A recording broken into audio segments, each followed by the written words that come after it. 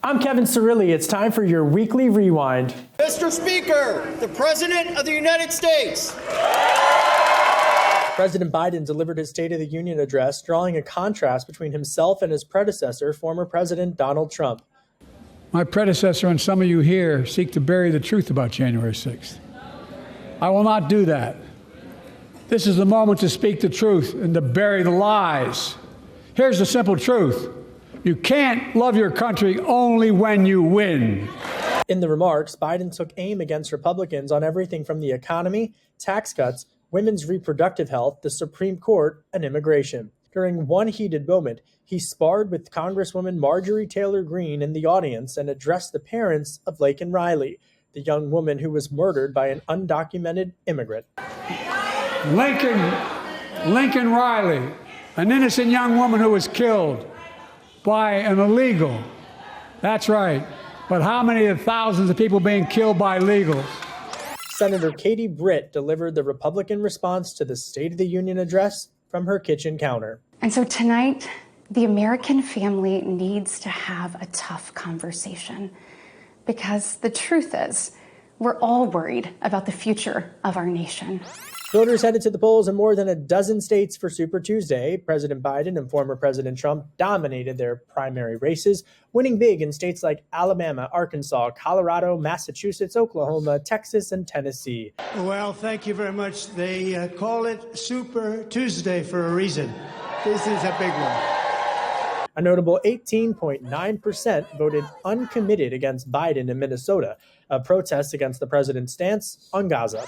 I want to start by thanking the Supreme Court for its unanimous decision today. It was a very important decision. We're very well crafted. The Supreme Court of the United States ruled that Colorado cannot disqualify former President Donald Trump from the ballot under the 14th Amendment's insurrection clause. It's an historic ruling that preserves Trump's ability to seek a second term.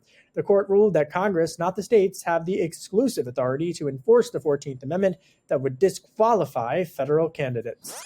Well, we are finally, and I emphasize finally, turning to the appropriations process around here. The House will send over a minibus that includes 6 individual appropriation bills. And,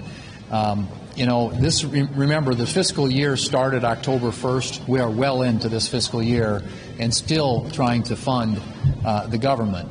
The House approved a $450 billion spending package just days before a government shutdown. The 6-bill package now heads to the Senate and must have the president's signature by Friday night to avoid a partial shutdown. This is just one of 2 spending deadlines. The other is coming up on March 22nd.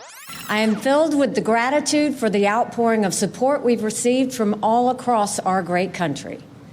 But the time has now come to suspend my campaign. Nikki Haley officially suspended her presidential campaign. She called on former President Donald Trump to earn her supporters' votes in the general election, but did not endorse him. The immense scale of suffering in Gaza, there must be an immediate ceasefire. Vice President Kamala Harris called for an immediate ceasefire while speaking in Alabama to commemorate Bloody Sunday. Biden has been pushing for a short-term 6-week ceasefire in the region, but the plan fell apart. This is a historic moment for Sweden. It's historic for our alliance. It's historic for the transatlantic relationship. NATO has a new member. Sweden is joining the Transatlantic Military Alliance Thursday morning, officially ending decades of neutrality for the Scandinavian country. And Michelle Obama said that she, quote, will not run for president. The former First Lady shut down speculation that she was plotting to run for president if Biden opts out in 2024.